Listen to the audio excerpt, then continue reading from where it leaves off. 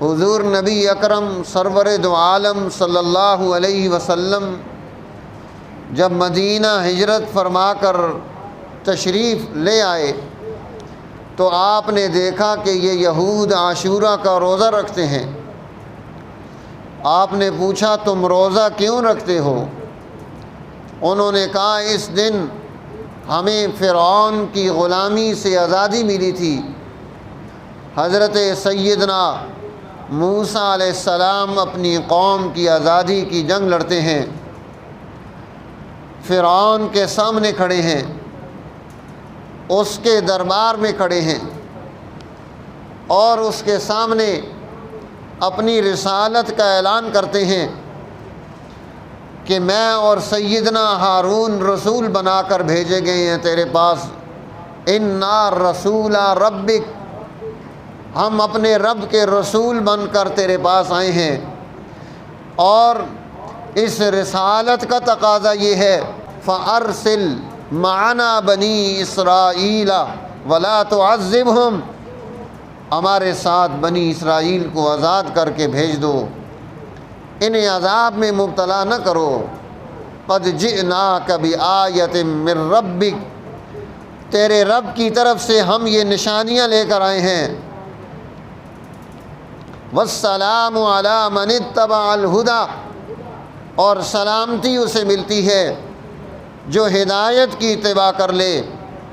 صراط مستقیم کو اپنا لے،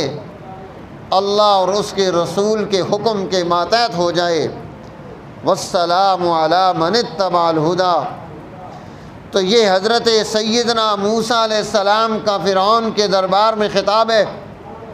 نبوت کے بعد وہ فرعون کو یہ نہیں کہتے کہ تو کلمہ پڑھ کے مسلمان ہو جا، اپنی رسالت کی، سیدنا ہارون کی رسالت کی وضاحت کرنے کے بعد پہلی بات جو انہوں نے کہی کہ بنی اسرائیل کو آزادی دے، انہیں تو اپنا غلام اور ماتحت نہیں بنا سکتا، انہیں تو اپنی رائے اور مرضی سے عذاب میں مبتلا نہیں کر سکتا۔ ادھر بنی اسرائیلیوں کا حال یہ ہے، سیدنا موسیٰ علیہ السلام جو ان کے لیے ہادی بن کر،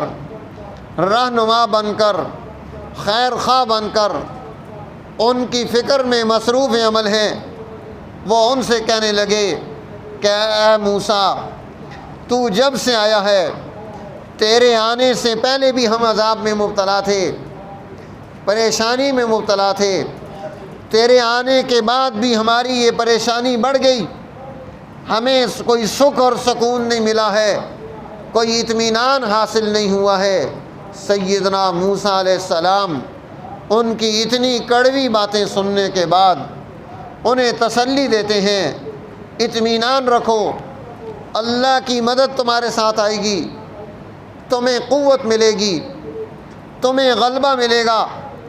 تمہیں فرعون کی وراثت دی جائے گی، اس کے محلات کے تم مالک بنو گے،